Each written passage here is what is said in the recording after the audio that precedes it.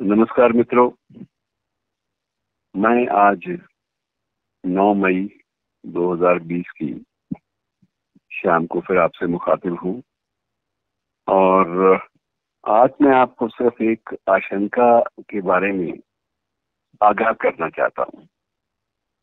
और मित्रों, मैं ये कह सकता हूँ कि ये आशंका हवाई नहीं है। वो इसलिए मैं कह सकता हूँ कि ये यूनिसेफ यानी संयुक्त राष्ट्र बाल कोष ने एक रिपोर्ट तैयार की है जिसमें दावा किया है कि मार्च में कोविड-19 को वैश्विक महामारी घोषित किए जाने के बाद यानी मार्च से दिसंबर तक भारत में 2 करोड़ से भी ज्यादा बच्चे पैदा होने का अनुमान है। यूनिसेफ की चेतावनी है कि चूंकि इस अवधि में स्वास्थ्य सेवाएं भी प्रभावित हैं, जिंदगियां तनाव में हैं, आशंकाओं का माहौल है, सैर करने का बिल्कुल माहौल नहीं है और लगभग इसकी मनाही है। तो ये गर्भवती जो महिलाएं हैं ये भी निरंतर प्रसव काल के मध्य तनाव में ही रहेंगी। स्वाभाविक है कि उनके गर्भस्थ जो शिशु हैं वो भी इस माहौल से प्रभावित हो।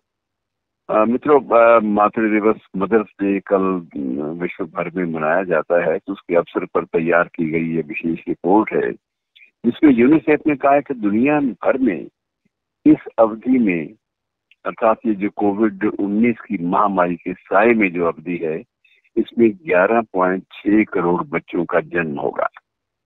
और ये आपको याद ही है कि मैं दोबारा फिर दोहरा देता हूँ, कोरोना वायरस 11 मार्च को वैश्विक महामारी घोषित किया गया था।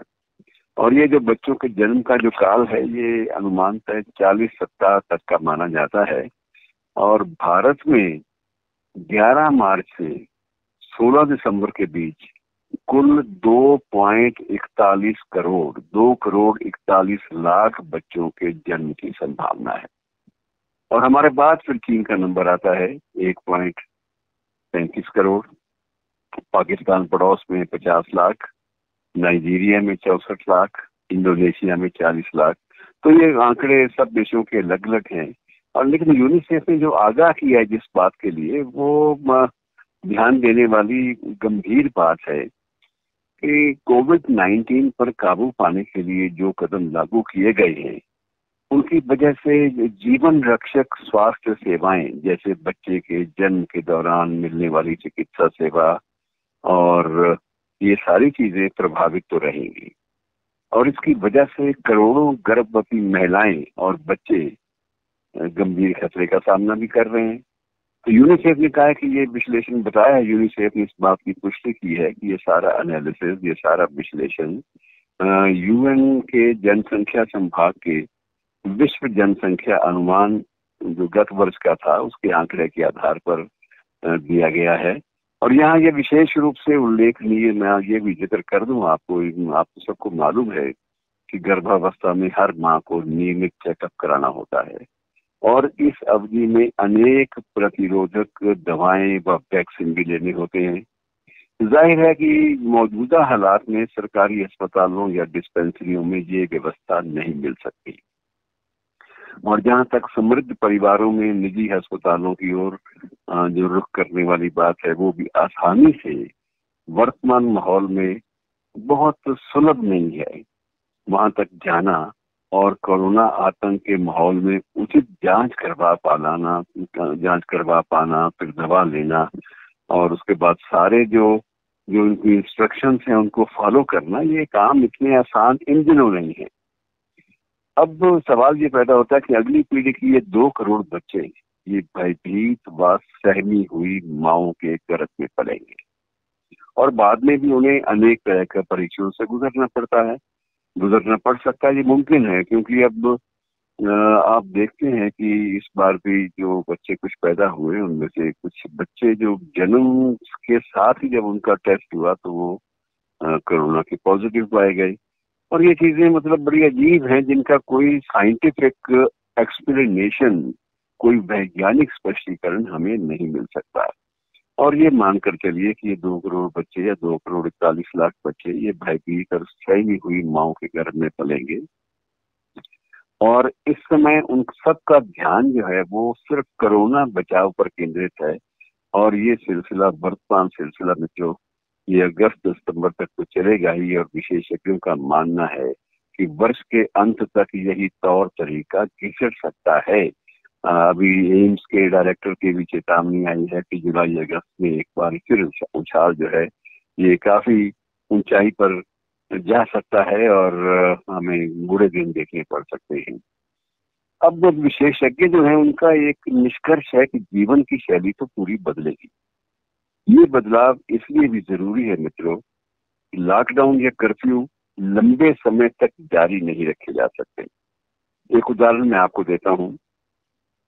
चंडीगढ़ की एक लोकेलिटी है बापू धाम कॉलोनी, आबादी लगभग 60,000। कोरोना से पहले कभी भी प्रशासन या नगर निगम ने या राजनीतिज्ञों ने उस इलाके की जिंदगी संवारने पर कोई ध्यान नहीं दिया। चंडीगढ़ देश के आधुनिकतम शहरों में से एक है। इसके बावजूद इस वक्त स्थिति ये है कि ये पूरी आबादी जो है, पूरी की पूरी आबादी लोकेलिटी जो है वो कंटेनमेंट में है और लॉकडाउन में भी है। अब सबसे बड़ी ये है कि ये मिलकश लोगों की लोकेलिटीज होती हैं। ये अधिकांश आबादी जो है वो काम के लिए बाहर जाती है और ये तय है कि अब जबकि पूरा क्षेत्र लॉकडाउन में है, ये आबादी काम के लिए बाहर नहीं जा पाएगी। लेकिन ये जो पॉलिसी मेकिंग का जो सिलसिला है ये पूरी तरह से डायरेक्शनलेस है, दिशाहीन है। ये सभी मानते हैं, प्रशासन के लोग भी मानते हैं, राजनीतिज्ञ भी मानते हैं, विशेषज्ञ भी मानते हैं, डॉक्टर भी मानते हैं कि कर्फ्यू, लॉकडाउन या पूरी आबादी के टेस्ट कोई उपाय नहीं है। उपाय सिर्फ एक है कि तत्काल रूप से जीवन शैली बदलनी होगी। और चंडीगढ़ तरीके बापू धाम मित्रों कमोबेश हर बड़े शहर में है। कहाँ नहीं है मुझे बताइए, बड़े बड़े शहर कोई भी देख लीजिए, वहाँ लोकेलिटी ऐसी हैं जहाँ ये सब सिलसिला चलता है। और समाधान सिर्फ एक है, ये मानकर चलना होगा कि फिलहाल लंबे समय तक कोरोना हमारी जिंदगी से खारिज होने वाला नहीं है और हमें अपने को और अपने लोगों को यथासंभव इसकी चपेट में आने से बचाना है। मित्रों, कुछ एक सूत्र हैं जो विशेषज्ञों ने सुझाए हैं, मैं आपसे बांट लेता हूँ, लेकिन इन्हें आप अंतिम ना लीजिएगा। इसके बारे में जहाँ तक हो सके अपना जो ज्ञान संवर्धन की जो अपनी जो एप्स हैं उनका इस्तेमाल करते रहिएगा। मित्रों, एक है कि हाथ धोने के बारे में मिथ्या प्रचार। अब ये पहले ये प्रचार हुआ कि हर 10-15 मिनट के बाद, 20 मिनट के बाद हाथ धोने चाहिए, और हाथ धोने भी है वो 10 सेकंड तक लगातार धोने हैं। मित्रों, पहली बात तो यह है कि इतना शुद्ध पानी है कहाँ कि हर नागरिक 15 या 20 लीटर पानी एक दिन में खर्च कर सके। इसके लिए कोई तौर तरीका जो है वो सही व वैज्ञानिक ढंग से हमारी पानी की मौजूदगी को देखते हुए प्रचारित किया जाना चाहिए। दूसरी बात है मास्क, दस्ताने और जो सैनिटाइजर्स हैं इनके बारे में भी सीधा मित्रों सिद्धांत यही माना जा रहा है कि अब जो बिक रहा है वही मनमाने और मुंह मांगे दामों पर खरीदा जा रहा है। कोई तयशुदा निर्धारित मानदंड नहीं है जिनका पालन सख्ती के साथ किया जा सके। कम से कम इनकी विधिवत घोषणा नहीं हुई। अब जाके हुई है कि आप साफ सुथरे रुमाल से भी मुंह ढांप सकते हैं, आप गमछे से भी मुंह ढांप सकते हैं। अगर ये गमछे और रुमाल की बात पहले आ जाती तो शायद ज्यादा लोग इस पर अमल कर पाते। अब तीसरी बात उसके बाद जो विशेष रूप से है कि सैर और योगाभ्यास, कोई मित्रों तौर तरीका जो है वो निर्धारित नहीं है। ये है विशेषज्ञ नए सिरे से तय करें। ये सैर पर बिल्कुल जो पाबंदी है, इससे जो एक तो जो बूढ़े लोग हैं, वयोवृद्ध लोग हैं, उनके लिए बड़ी एक समस्या पैदा हो गई है कि वो अगर बाहर निकल ही नहीं पाएंगे, ताजी हवा में थोड़ा सा सांस नहीं ले पाएंगे तो उनका दम घुटने लगेगा। अभी आपको एक सर्वेक्षण साइकोलॉजी जैसे क्लिनिकल साइकोलॉजिस्ट की जो जमात है उनकी ओर से भी आया है कि इन दिनों में डिमेंशिया की, बुढ़ापे में याददाश्त बिल्कुल छिन जाने की और स्ट्रेस की और डिप्रेशन की बीमारियां भी ज्यादा बढ़ने लगी हैं। तो मित्रों, इससे बचना चाहिए, क्योंकि एक बात मान के चले कि कोरोना के अलावा भी लॉकडाउन में 338 जानें हमारे देश में ली हैं और इनमें 338 जानों में 81 प्रवासी मजदूर भी थे। ये प्रवासी मजदूर में इस संख्या में वो रेल दुर्घटना वाले 16 मजदूरों की 16 भाग्यहीन मजदूरों की बात नहीं मैं शामिल कर रहा। 51 और प्रवासी मजदूर थे और 80 लोगों ने सरकारी आंकड़ों के अनुसार अकेलेपन से घबराकर आत्महत्या की थी। मित्रों, ये रुझान सुखद नहीं है। वैकल्पिक समाधान तलाशिए। मैं बार बार इस बात पर बल दे रहा हूं कि वैकल्पिक समाधान तलाशिए।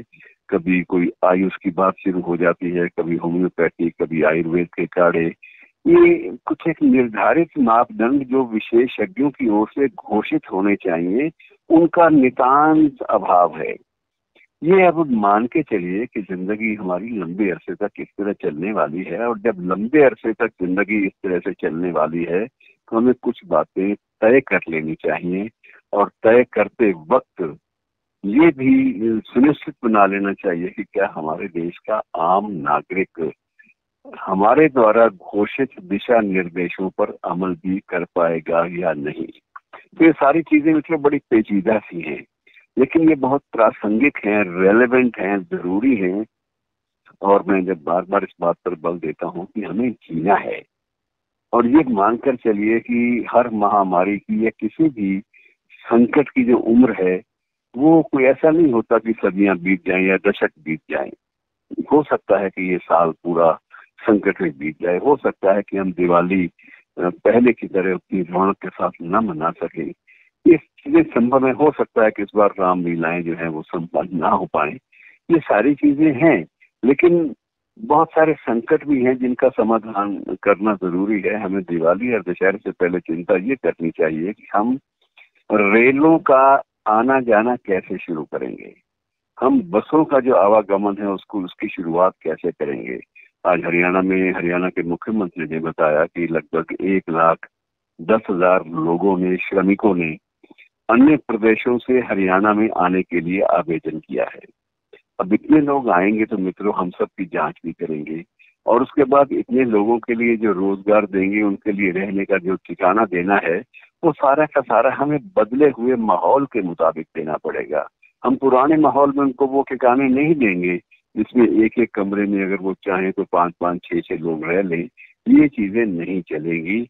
और ये मानकर चलिए कि अगर जिंदगी जरूरी समझते हैं हम, अगर सांसों का आना जाना जो है, सांसों का आवागमन, इसको बनाए रखना चाहते हैं तो हमें अपने जीने की शैली भी बदलनी पड़ेगी। मित्रों, यही मेरा विनम्र आग्रह है। इन बातों पर गंभीरता से सोचिए, लेकिन साथ साथ कभी कभी खिलखिलाना ना भूलिए।